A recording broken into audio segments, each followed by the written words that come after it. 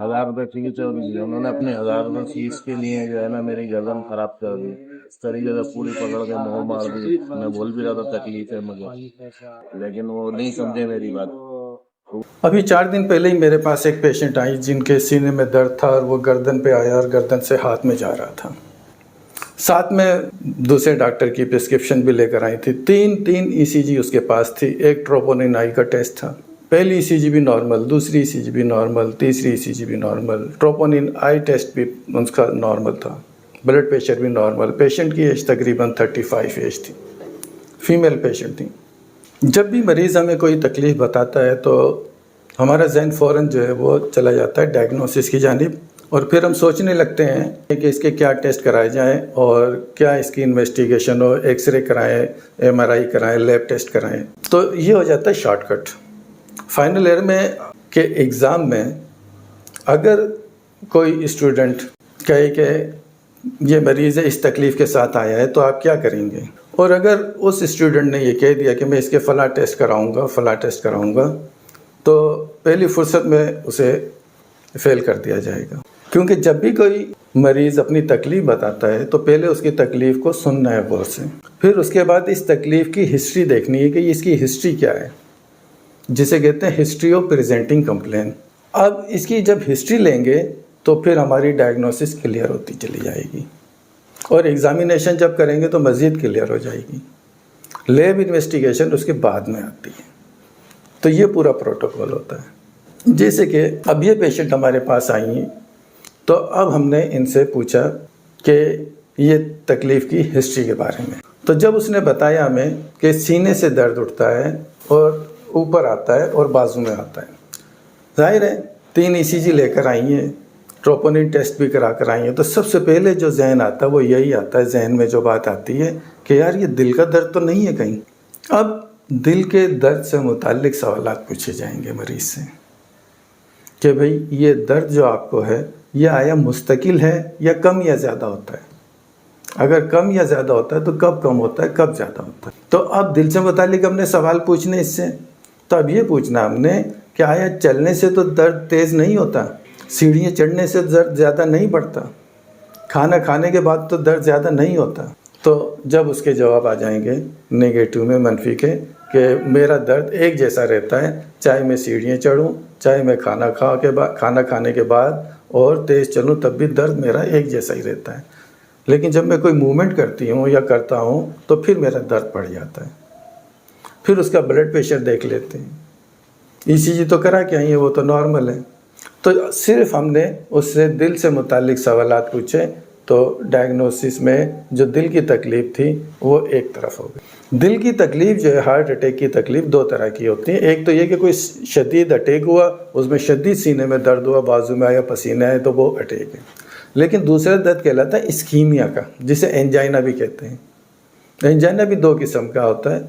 एक में ये कि उससे बैठे बैठे भी तकलीफ़ हो जाती है इसी तरीके से, और एक जब उसके दिल पे लोड ज़्यादा बढ़ता है तो फिर उसका दर्द, जिसका इस्कीमिया है, उसको दर्द जो है वो तब होगा जब वो तेज़ चलेगा या जीना चढ़ेगा, खाना खाने के बाद जब भी उस पर लोड आएगा तो उसे दर्द इसी किस्म का होगा। लेकिन इन सब चीज़ों से मरीज़ ने इनकार किया, तो फिर अब हमारी डायग्नोसिस आ जाएगी कि यार और मज़ीद क्या हो सकती है, ये मसल पुल हुए हुए हैं तो इसको कोई शोल्डर की प्रॉब्लम तो नहीं है। फिर हम इससे शोल्डर की मूवमेंट कराएंगे। शोल्डर की मूवमेंट जो है वो करा लेंगे हम कि ये आप ले जाएंगे। उसके बाद जो है फिर अगर फ्रोजन शोल्डर भी होता है तो उसका अंगूठा नीचे करके अगर मूवमेंट करेंगे तो ये मूवमेंट रेस्ट्रिक्ट हो जाएगी। उसके बाद लेटरल रोटेशन कराएंगे, मीडियल रोटेशन कराएंगे। तो शोल्डर की जितनी मूवमेंट हम कराएंगे तो उससे पता चल जाएगा कि इसे शोल्डर की प्रॉब्लम है या नहीं है। सर्वाइकल की कि गर्दन की जब हम मूवमेंट उससे करवाएंगे कि राइट पे ले जाएं या लेफ़्ट पे ले जाएं, नीचे ले जाएं, तो उसकी मूवमेंट में तकलीफ़ होगी, एक मूवमेंट में तकलीफ़ होगी और किसी में थोड़ा बहुत आराम होगा।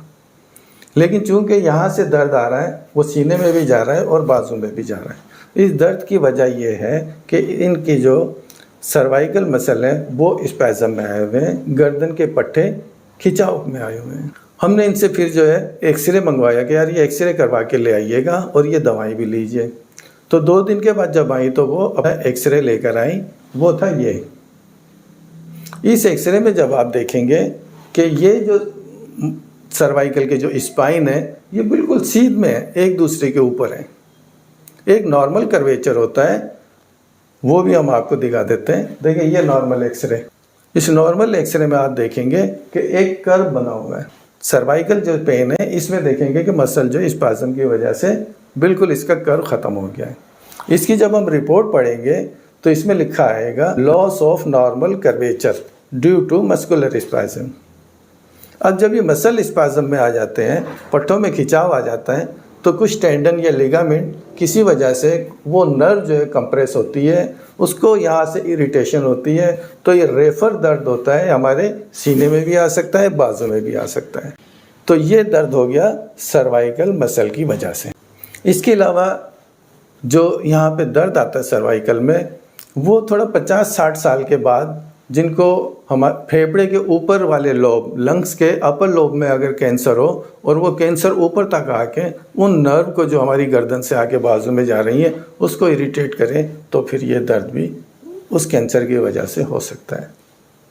लेकिन ऐसा ज़्यादा उम्र वाले को, और उसमें कैंसर की अलामात भी होंगी। अब आ जाते हैं मज़ीद डायग्नोसिस की जानिब। हम सर्वाइकल की एक्सरे तो हमने करा ली है, लेकिन दर्द इसमें इतना शदीद होता है कि मरीज़ को कुछ करार नहीं आता, वो तकलीफ़ में रहता है। नर्व उसकी जब तक मसल स्पाज्म रिलीफ होने में टाइम लग जाता है, 1 महीने से 2 महीने भी लग जाते हैं फिजियोथेरापी और मसल रिलैक्सेंट के साथ। तो इसी अरसे में फिर वो मज़ीद 2 किस्म के मरीज़ हमें मिलते हैं। एक तो वो फर्दर जल्दी से कहते हैं कि हमारा MRI वगैरह करा दें, क्योंकि मुख्तलिफ लोग उन्हें मुख्तलिफ मशवरे देते हैं कि यार MRI करा लें, न्यूरोसर्जन को दिखा लें, आर्थोपेडिक को दिखा लें, उस डॉक्टर को दिखा लें। एक जिसका हम शेयर करेंगे, देखिए ये हमारे एक डेंटर थे, हमें पार्क में मिले, इनकी भी ज़रा सुन लीजिए।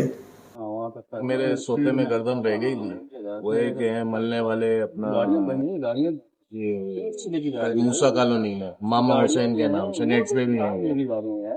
1000 रुपये फीस है उनकी, उन्होंने अपने 1000 रुपये फीस के लिए जो है ना मेरी गर्दन खराब कर दी।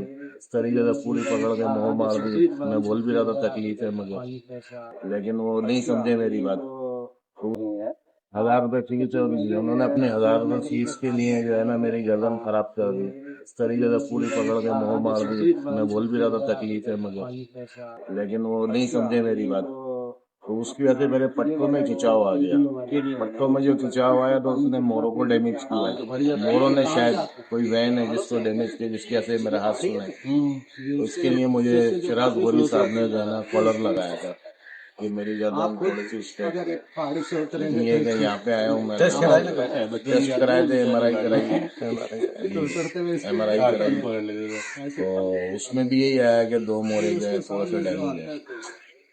तो उसकी वजह से ये हुआ था सही है। अब इनका जो मसला था वो ये कि शोल्डर भी हो गया और सर्वाइकल भी हो गया। शोल्डर नहीं देख सके थे क्योंकि उन्होंने जो MRI देखी उसके हिसाब से ट्रीट कर रहे थे। तो मरीज को शोल्डर आप नहीं देखा था। हाँ, तो इनका शोल्डर जॉइंट जो है वो भी अफेक्टेड है, उठाए जरा जी ये बस, और इनका सर्वाइकल भी है। तो इनका दोनों इलाज जो है वो एक्सरसाइज के थ्रू हम यहाँ पे कर रहे हैं, और कोई फिजियोथेरापी नहीं, दर्द की दवाएं, कुछ ताकत की दवाएं चल रही हैं, और दोनों इलाज इनके हो रहे हैं। सुनी, देखा कैसे कैसे तजर्बे होते। इसमें सब्र तहम्मुल से काम लेना होगा। मैं तो अमूमन MRI ज़्यादा जल्दी नहीं करवाता ता वक्त के कोई इंडिकेशन वाजे ना मिले।